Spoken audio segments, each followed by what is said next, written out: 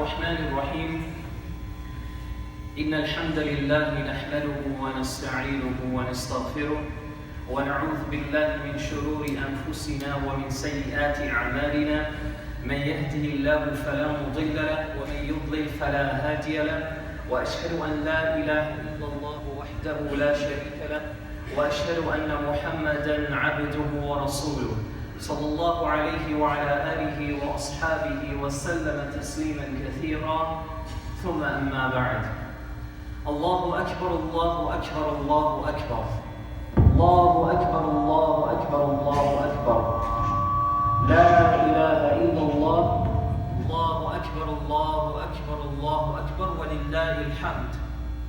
Allahu Akbar for all of our brothers and sisters who are celebrating this beautiful and blessed day of Eid-ul-Adha.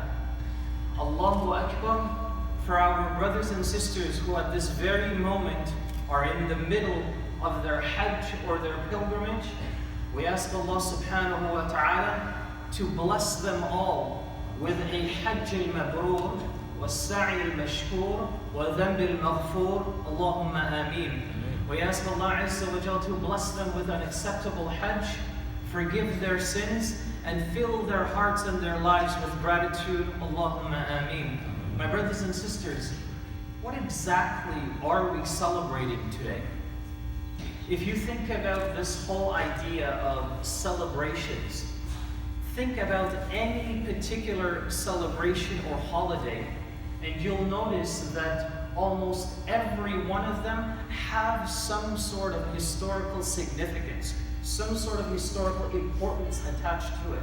And this day is no different. We are all here together. We are gathered on this particular Eid. We know about Eid-ul-Fitr. It's a celebration after a month long of fasting. But this particular Eid is here in honor of the great legacy of our Prophet Ibrahim alayhi salam. What is it about his legacy that we're celebrating? There are two things I want to share with you today.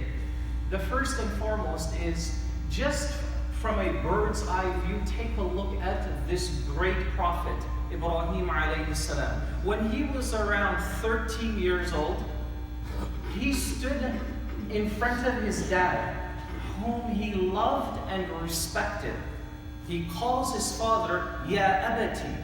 Ya Abati is a rare term these days. It's like saying to your dad or your mom, oh my beloved mother, oh my beloved father. You know, once upon a time, being good and righteous to your parents is the easiest thing in the world. Every one of the fathers and the mothers here, you have a story of how you respected your parents. And growing up, whatever your parents told you to do, there is a good chance you did what they said. So it used to be the easiest concept you could teach. But in this day and age, it's one of the most difficult concepts to teach. Ibrahim alayhi salam, despite that he disagreed with his father, still respected him and loved him by calling him Ya Abati. Then he asked him a question. Remember, he's still in his early teens. He asked his father, why are you worshiping things that can't hear you, can't see you, and can't comprehend anything you say or do? Our version of that question today is when you sit down with somebody of another faith and you have a conversation with them. You have a dialogue with them. You give them the opportunity to explain why, and then you give your perspective and try to make as much sense to them as possible. The result of that is up to Allah Azza wa Jal.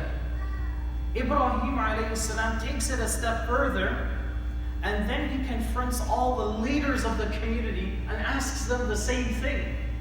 Think about him. He's just 13 years old, and he has the knowledge and the courage to stand up in front of chieftains and leaders and ask them, why are you guys worshiping all of this stuff?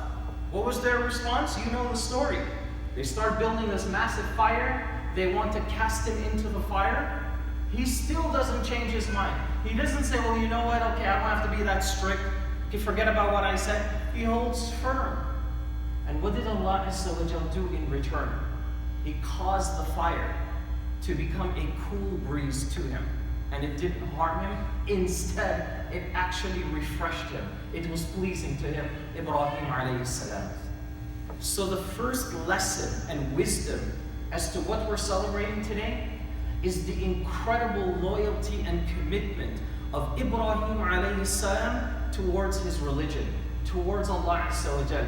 Today, especially amongst young adults, they are constantly put under pressure of how they should dress, how they should talk, how they should behave.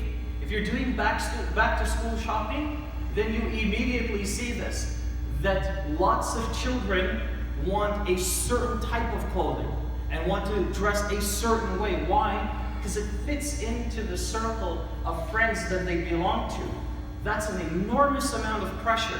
So it's very easy for them to lose a little bit of their deen, to get confused as to why the religion is the way that it is. Then they start asking you things like, why is this religion so strict, Dad? Mom, why do I always have to go to the masjid? Can't I just forget about prayers and just do it all at once later at night? They start asking you these things. So the lesson from Ibrahim alayhi salam is true loyalty and dedication. That at the end of the day, his devotion was to Allah. And it didn't matter what anyone said. He tried his very best to stay on that path. For adults, that kind of looks like today, where we might give and take a little bit of our deen, just so that others can understand that, whether it be at your workplace, whether it be in your schools, in your neighborhoods, in your communities. So this is a profound lesson. This is one thing that we're celebrating today, his loyalty to Allah. And the second and final wisdom of today, we all know the story of the sacrifice. Ibrahim alayhi salam was around 88 to 90 years old, and Allah gave him his first child. Just imagine, think about the dilemma here. He has been longing for a child for several years, and now he's almost 90 years old. That's when Allah gives him his first child. What happens immediately afterwards? The Quran tells us, وَإِذِ ابْتَلَى إِبْرَاهِيمَ. We tested Ibrahim. This is how Ibrahim's story, alayhi salam, starts off in Quran. The first thing that Allah tells us, we tested this man. We put his faith to the test, and he went through a grind like no other. But he persevered, he prevailed. He understood what his goal was. So he goes up to his son and he says to his son, my Creator ordered me to do this to you. What does the son say? Ya abati if'al ma tu'mar. Oh my beloved father, do what you're commanded to do. That's when Ibrahim alayhi salam passed the test. He didn't have to sacrifice his son. Instead, what ends up happening? He sacrifices camels. That's why we sacrifice today for this occasion. It's to commemorate and relive that incident. And what we do with the meat that we sacrifice is that we try our very best. We consume a little bit or a portion of it, but most of it is done what? We give it away. We give it to people who are in need. Now, for some Muslims, the lesson stops there, but there's something far deeper. So the second lesson from the sacrifice itself is that this particular ritual helps us to understand. Sometimes you have to give up your own happiness and or the happiness of your families in order to preserve your loyalty to Allah. How does that look like today? Now, earlier on this month, I was talking to a family that initially had been planning for years to go for Hajj. So this year, the father had all the money, he had brought everything together, and he was ready to take himself and his entire family to Hajj. But his kids didn't know that. Because for all these years, he wasn't praying, They weren't a practicing family, so they always talked about getting this dream vacation. And that they would save up all this money and go on this dream vacation. But for whatever reason, however it happens, this father, along with the rest of their family, started learning the religion. They fell in love with the deen all over again. They started praying. They started doing all of those things. Before you know it, the kids are all excited for the vacation. The father says to them, you know what we're going to do instead? We're going to go perform Hajj. Some of the kids are looking at their dad, and they were like, are you serious? Why? We've been talking about this vacation all this time. Why can't we go on the vacation first, Dad? And he explains to them why. He doesn't know if he'll have those funds and that commitment later on. Now is the time. We need to do this. The lesson behind that is, even if your kids or somebody in the family is not on the same page with you, our commitment, responsibility, devotion lies to whom? To Allah subhanahu wa ta'ala. That's the deeper wisdom as to why this sacrifice happened. You capture from all of that sometimes you have to act a certain way, make changes in your homes. You start looking at your job and your income and you're trying, wait a minute, there's some of it is haram. I gotta fix that. That may actually mean you take out certain items from your business and you start losing money. But the true believer knows they're actually not losing anything, they're gaining much more. There's one final beautiful lesson to summarize all of this. Why this day of Eid-ul-Adha is so special. That's what I will conclude with in the second part of this khutbah. We ask Allah Azza wa Jalla to accept our good deeds. We ask Allah subhanahu wa ta'ala to accept our efforts. We ask Allah Azza wa Jalla to forgive us of our shortcomings and our mistakes. Allahumma ameen. أقول ما تسمعون وأستغفر الله لي ولكم ولسائر المسلمين من كل ذنب فاستغفروا إنه هو الغفور الرحيم.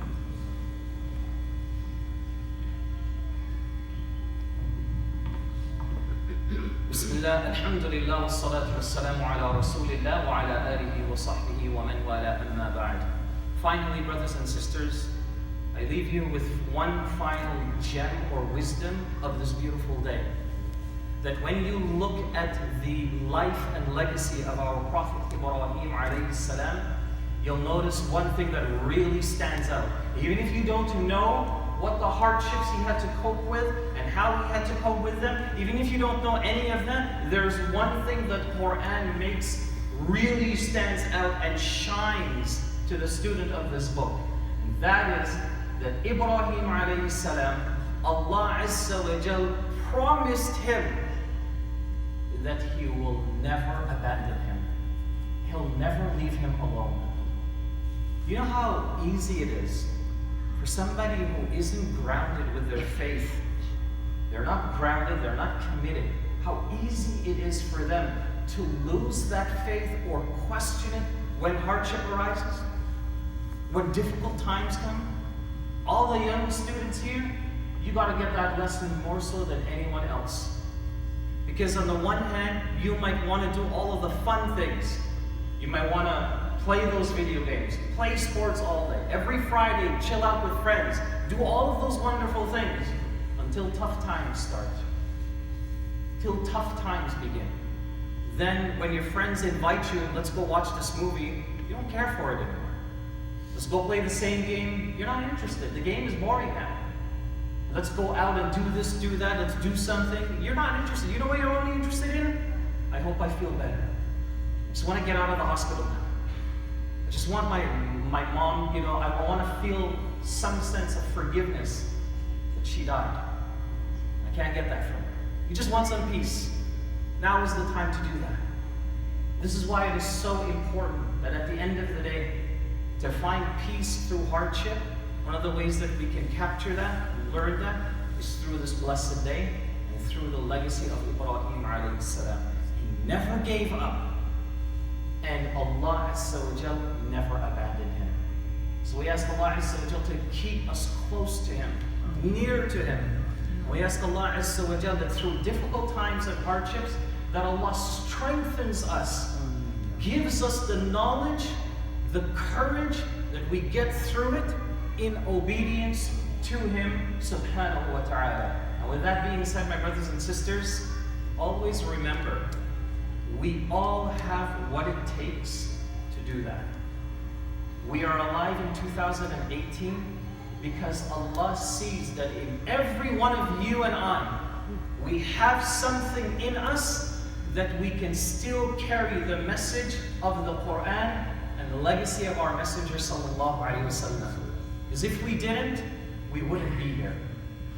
So may Allah Azza wa Jal increase our faith, strengthen it, and count us amongst those who are fearful, conscious, and sincere towards Him. Allahumma ameen.